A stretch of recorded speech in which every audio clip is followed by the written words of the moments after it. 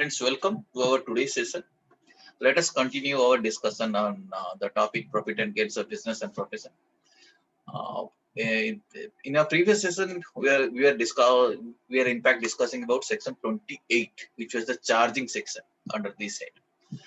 And in that context, we are learning what is speculation business and what are the transactions which are not regarded as speculation business. We'll continue from that point. After that, we'll be going to section 30, 31, 32, which deals with various kinds of expenditures. Up to section 37, we'll be learning. But right now, first let us complete that part. Section 28 was not completed in your previous session. We'll be continuing from that point. Going to share the screen with you right now.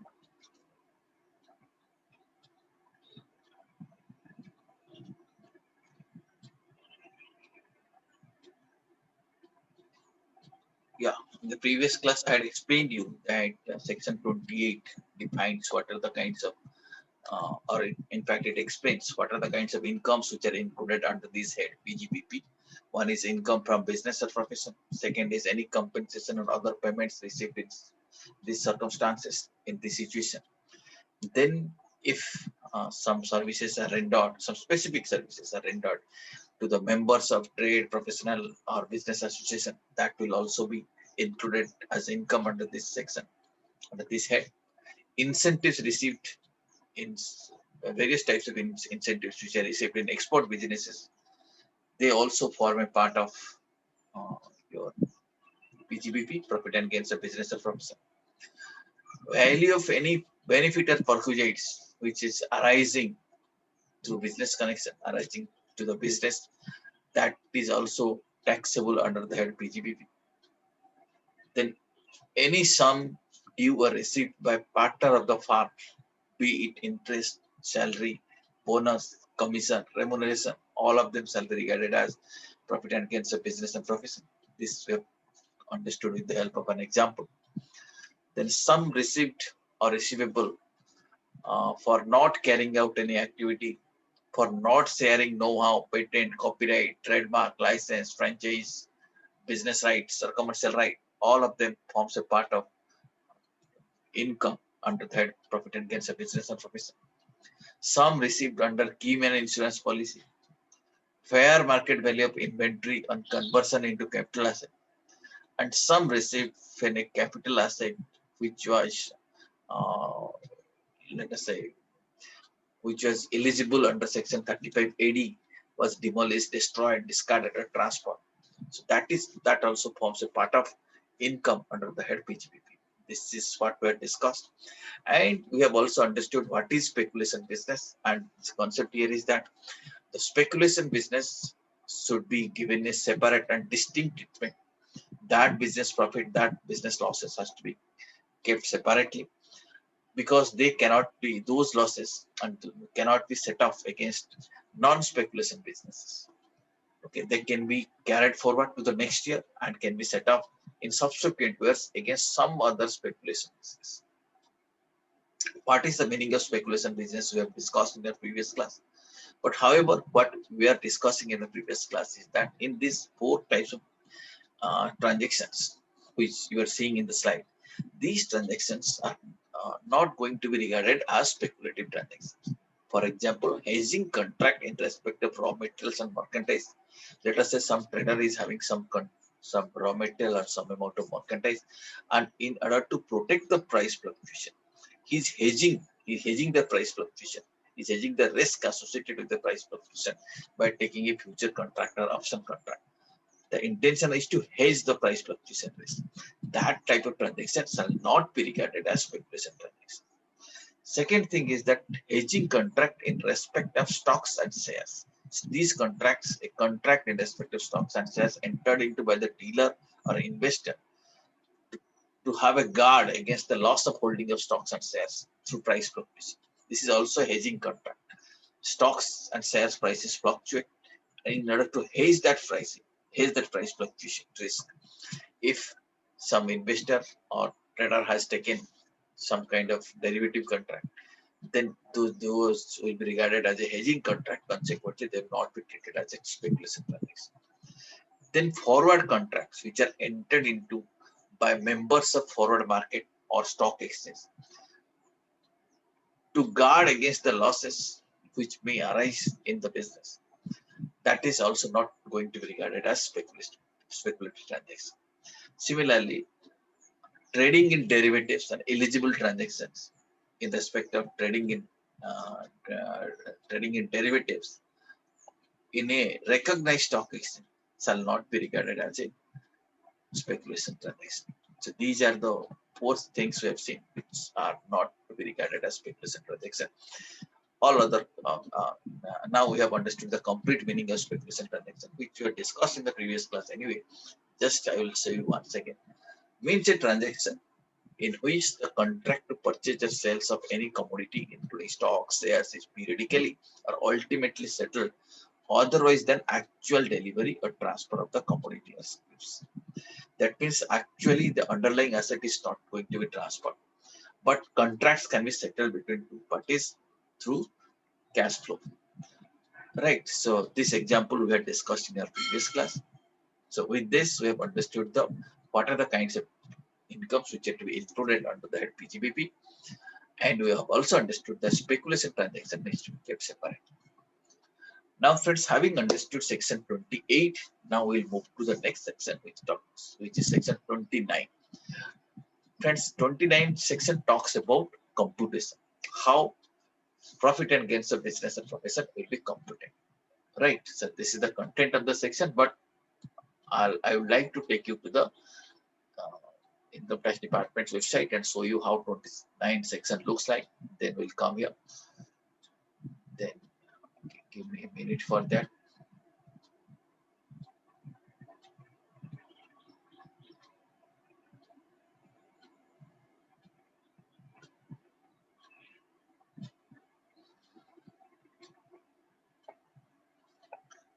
Are you seeing it? Income tax department's website homepage. Are you able to see it?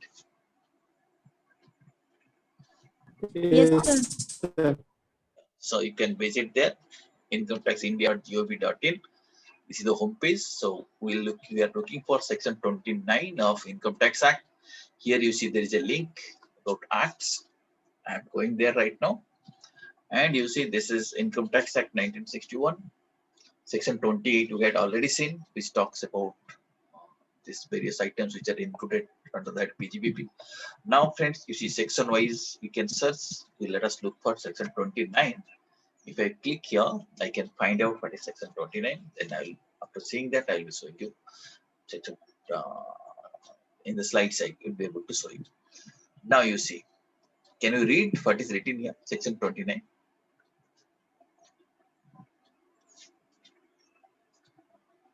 Can you read the title?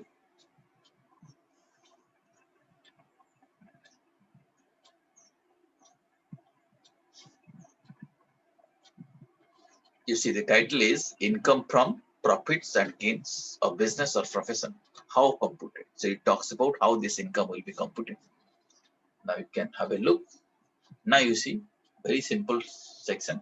What it says, you can read it. The income referred to in section 28. 28 we have also covered. We know what is the component. Shall be computed in accordance with the provisions contained in section 30 to 43D.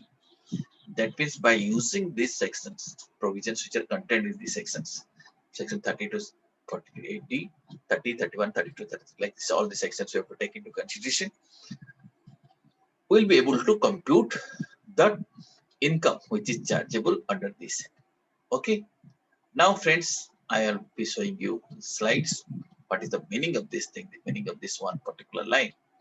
So now let us see it.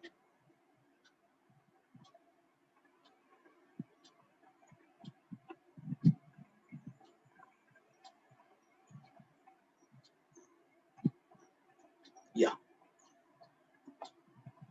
you can see.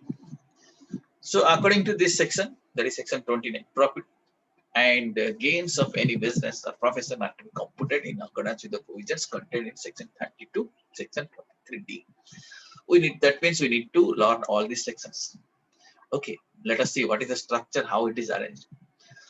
Keeping in mind the contents of our syllabus, we may not cover all the sections, but most of the sections will be covered. So far as expenses are concerned, all these expenses will be covered. And other parts, even if not covered, videos are available in our YouTube channel. You can find it. Right. And here, friends, you have to remember how how these sections are arranged. There are certain things which are specific allowances. That means specific deductions or specific expenditures which are allowed. That means these are different sections which talks about some specific deductions. So these are contained in section 30 to 36. So section 30 talks about some expenditure, 31 talks about some expenditure, 32 talks about depreciation, which is also kind of expenditure. Like this, various expenditures are talked about with section from 30 to section 36. Okay, but you know, business is a very complex process, and it is very difficult to say that these are the only expenditures which will be allowed. Each business is different. Each business has got a unique model of operation. It has got unique components, business components.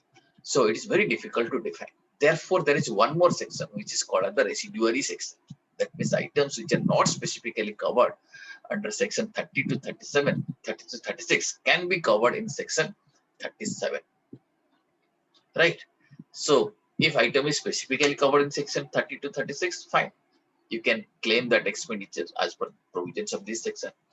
However, if it is not covered, then we have to check whether it can be included under section 37. Okay. So this particular section 37 extends to allowances of the items of business expenditures which are not covered in section 30 to 36. Okay. But these are usually allowed as a acceptable commercial practices. So if someone is going to do business, he has to incur this kind of expenditure. So therefore, this is allowed under section 37. Hope you got some clarity now that how business expenditures are allowed. Okay. So now you see, if you, in fact, the section, if you can say, try to summarize the provisions of section 29, then first of all, we have to see that you see there are certain admissible deductions. That means these are the expenditures which will be allowed under section 30 to 37. Section 40 talks about inadmissible deductions. Certain expenditures, certain deductions will not be allowed. Specifically, it is mentioned in section 40. Then, friends, then expenses or payments not deductible in certain circumstances. Certain conditions are there. If the conditions are not met, these expenses will not be allowed. Otherwise, it is allowed, but you have to see that conditions are complied with. For that thing, you have to refer to section 40A.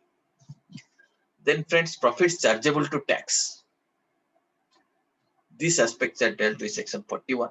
Then some other provisions are also there. 42, 43, and even 44 section is also relevant for us. But up to 44B, we have to cover in this chapter. Okay, this is, you can see the broad structure of the chapter. You can have a look for a moment.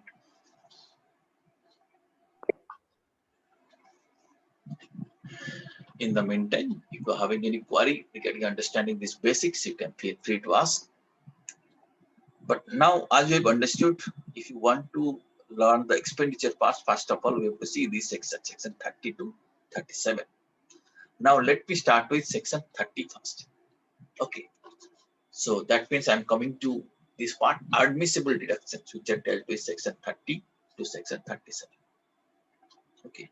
I repeat, section 30 will talk about some specific expenditure, 31 will talk about some specific expenditure like this up to 36. Then section 37 is the residuary section. Now, once again, I'm taking you to the Income Tax Department's website. I would like to show you, first of all, section 30. First, we'll watch it there. Then we'll come to our PowerPoint slides. Yeah.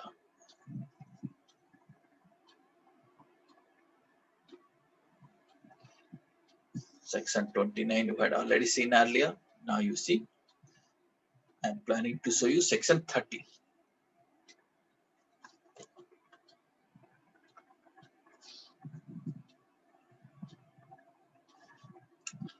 If you have a look at this section, section 30, you see the title of the section is Rent, Rates, taxes, repairs, and insurance for building. Okay, that means we are talking about only these expenditures are allowed.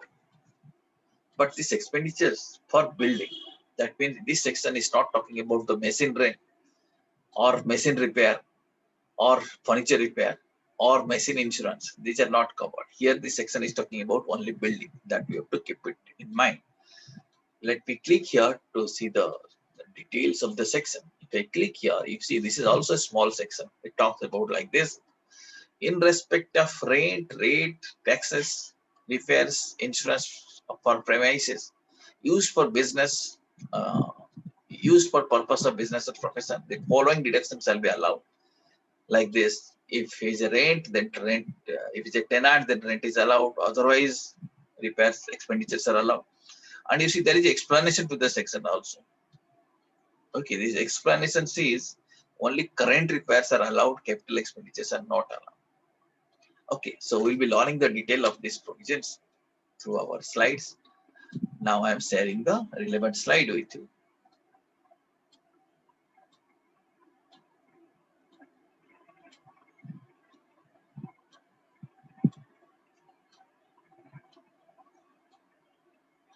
Now, section 30 weeks.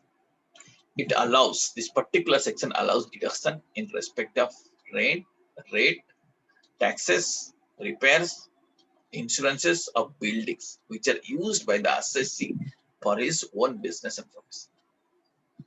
Okay, if assessee is doing some business and profession and he is using a building, then the whatever rent is paid, municipality rates are paid, taxes, repairs, all these expenditures can be paid. What is important here is the occupation of the premises by the assessee being the owner. No. Thing here is that if he's owner, then of course repair expenditures are allowed. But if he's owner, he cannot pay rent. No. So if his assessee is not the owner, then only this rent possibility is there. Assessee is not the owner, he cannot claim any notional rent. Let us say assessee is doing business in his own building, he cannot say I will charge a notional rent. That's not possible. Okay, no notional rent shall be allowed under this section. Rent means actual rent. So when assessee has taken a house on rent, then he can claim rent. But on notional basis, he cannot claim rent. But however, one small tax planning is possible here. If the business is in the name of partnership, then partnership firm is a separate person.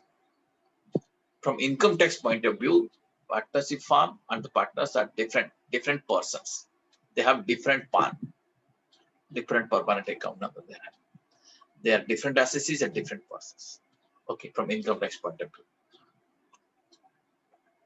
If that is so, if the business is in the name of the farm, partnership farm, then partners can be paid rent of the building which is used by the farm. Okay, so therefore, if farm runs a business in the premises owned by its partners, then rent payable to the partners is an allowed deduction. Okay, rent paid by the farm to a partner, that expenditure to be allowed as a deduction. Hope you have understood. But notional rent to himself is not allowed. Hope you have understood this. Okay, friends. Now, few more points. Sometimes it may happen that the building is partly used for business and partly used for other purposes, maybe for residential purposes or maybe for some other purposes, or maybe unused also. In that case, what will happen? Then the expenditure that we told, it may be rent, it may be repair, it may be insurance. That all these expenditures will be allowed on proportionate basis. You have to see, suppose 50% is used for business, then only 50% will be allowed. Or 20% is used for the business, then only 20% of the expenditures will be allowed under this. Okay. Now, next concept here. If the premises are subletted, let us say premises are taken on rent and part of it is again subletted to somebody, then we have to see how much rent paid and how much is received from the subletting. The difference amount, if any, will be only allowed as an expenditure. For example, let us say you have taken a, or the assessee has taken a building on rent for 10,000 rupees per month, but he has subletted a portion of it and getting 3,000 rupees per month. That means per month he's getting his net rent expenditure is how much? 10,000 minus 3,000 is equal to 7,000. 7,000 per month. Okay, that means in an annum, totally 84,000 can be claimed or can be deducted as expenses. Hope you have understood it. So the difference between rent paid and rent recovered shall be treated as your rental expenses. This concept you have to also remember as regards to section 30. Okay. Now, when coming to the concept of repair, you see section 30 covers rent, rates, repairs, etc. This section allows deductions for repair to the building. But in which situation repair is allowed? Where the assessee is the owner of the building. If assessee is the owner of the building, then he is not going to pay rent. Then he can bear the cost of repair, and that repair cost is allowed. It is also allowed to the tenant, but who has undertaken to bear the cost of repairs of the premises. If it is the responsibility of the tenant to bear the cost of repair, then it is allowed to the tenant. Suppose someone is doing business in a rented house, and as per the rent agreement, he has to bear the cost of repair. Then it is allowed to him, even if he is not the owner. Otherwise, repair expenditures are allowed to the owner only. Okay. And even if the assessee occupies the premises in some other capacity, otherwise than being a tenant or owner, that means assessee may occupy the premises as a leasee or licensee or as a mortgage holder. In these situations also, he is entitled to claim the expenditures on repairs. Okay, so repair expenditures may be allowed to the owner. It is allowed to the tenant if the condition is like that. It may be allowed to the leasee, licensee, mortgagee, etc. All repair expenditures are allowed. Hope it is clear. But there are two kinds of repair expenditures which are not allowed. First is repair paid by the tenant. Let us say owner is not bearing it.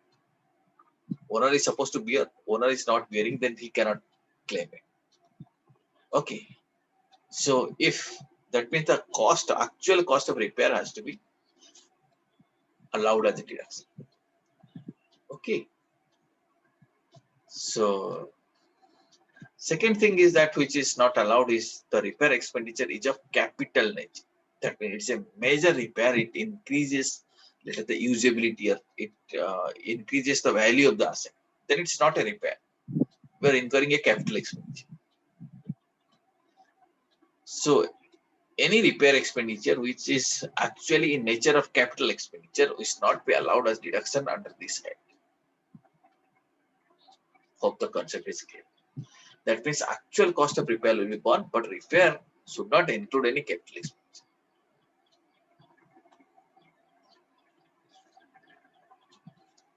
Okay, current repair means only current repair. That means except repairs of capital nature. So I think you have understood the concept of repair. Next concept here is that other expenditure.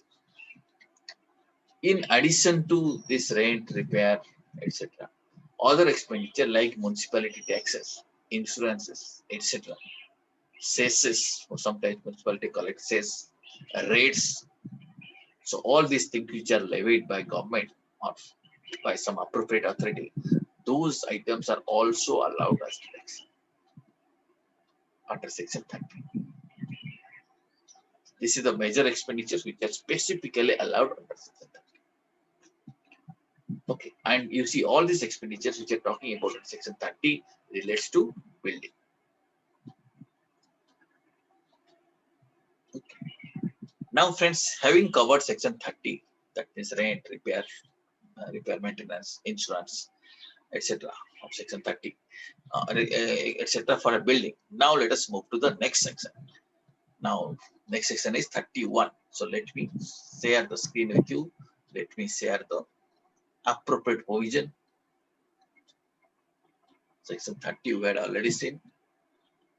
Now let us go to section 31. You can find out the difference between section 30 and 31. Let us watch it here.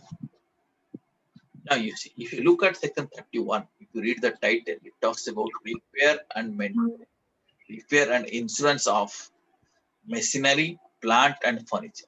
So building repair was covered in section 30, but you see, plant, machinery and furniture repair is covered here. Rent is not covered here. Rent of plant and machinery is not covered here. Okay, we'll see under which section it can be covered. If you have taken a machinery or rent, then appropriate head would be section 37, as we are discussing the residual section. Section 31 doesn't talk about rent. It talks about only repair and insurance of machinery, plant and furniture. So if you have a look at this section in detail, you can see irrespective repair and insurance of machinery, plant and furniture used for the purpose of business profession, the following deductions shall be allowed. The amount paid for current repair and the premium. And there is an explanation here also. The explanation says capital repairs are not allowed. Okay, I'll be taking you to the slides right now. If you have any query, you may ask in between. Let me show you the slides.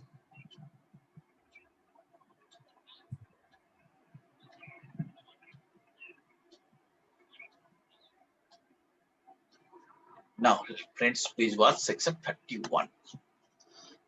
This section allows deduction in respect of expenses on current repairs and insurance of machinery, plant and furniture. Right. And you have to keep it in mind that this repair and insurance expenditures are allowed only when that asset, that related machine, plant and furniture are used for the purpose of business and profession. And we have to consider, or the word used has to be read in a wider sense. That means it will include both active use as well as passive use. Suppose there is a spare plant is there, which needs to be kept as an insurance. That means if this plant fails, the other plant has to be used. So it is kept as an insurance spare. In that case, what will happen? This expenditure, that is repair maintenance expenditure of that spare plant, will also be allowed, because even if it is not practically used, it is not actively used, it is passively. So passive use is also allowed.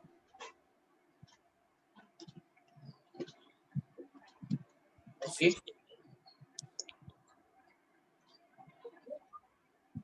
Now, thus insurance and repair charges of asset. Yeah, friends, I request all of you, please mute. Please mute.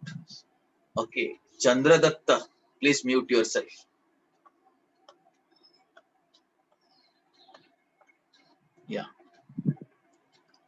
Now you see the insurance repair charges which has been discarded. If during the year asset was totally discarded, that means it has not been used for the purpose of business, then repair insurance for that machinery plant will not be allowed. It will use means active use or passive use. But if the asset is totally discarded, then any expenditure related to that will not be allowed, because since that is not used for the purpose of business. Okay. And you have to see, in order to claim the deduction, asset must have been used for the purpose of assessing your own business. That is what we have learned. And if it is used for the part of the previous year, then not proportionate, the entire repair maintenance expenditure should be allowed. Used means it should be used at any point of time. Okay. So suppose it is used for 2 months, that doesn't mean that the 1/6 will be allowed. It's not like this. Okay, even if it is used for the part of the previous year, deductions of the full amount will be allowed. But here you have to see repair excludes replacement or reconstruction. That will be considered as expenditures of capital expenditure. So since under this section, only current repairs are allowed, repair expenditures which are in fact in the nature of capital expenditure, that will not be allowed. Okay, so active use it's allowed, passive use is allowed, but discarding asset in that case repair maintenance is not allowed. But used for the part of the year, full amount is allowed, not proportionate, full amount is allowed. This section also talks about insurance premium. If assessee has taken insurance policy against the risk of damage or destruction of the machinery, plant and furniture, then insurance premium, if it is actually paid and asset is used for the purpose of business or profession, then that will be allowed as deduction. Insurance premium is also allowed. Sometimes what happens, assessee doesn't take insurance directly. Assessee contributes to a trade association, and on the behalf of the assessee, trade association takes an insurance. In that case also, the contribution made to the trade association for the purpose of insurance is also allowed as deduction. Okay. And also it doesn't matter that who is getting benefit out of this insurance policy. Beneficiary might be somebody else, that doesn't matter, but money has been contributed for insurance premium. That itself will suffice to claim deduction under this particular section. That is section 31. Okay.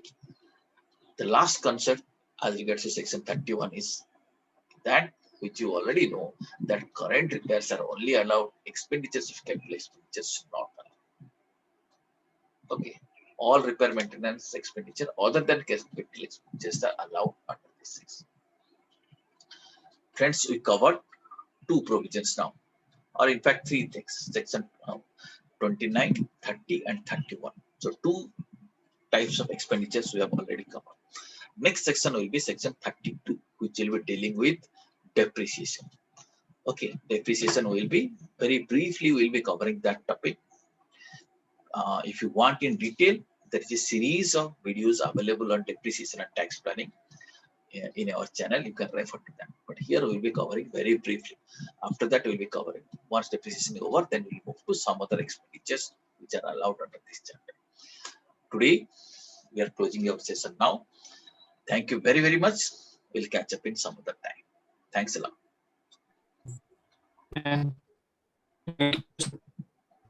Thank you, friends.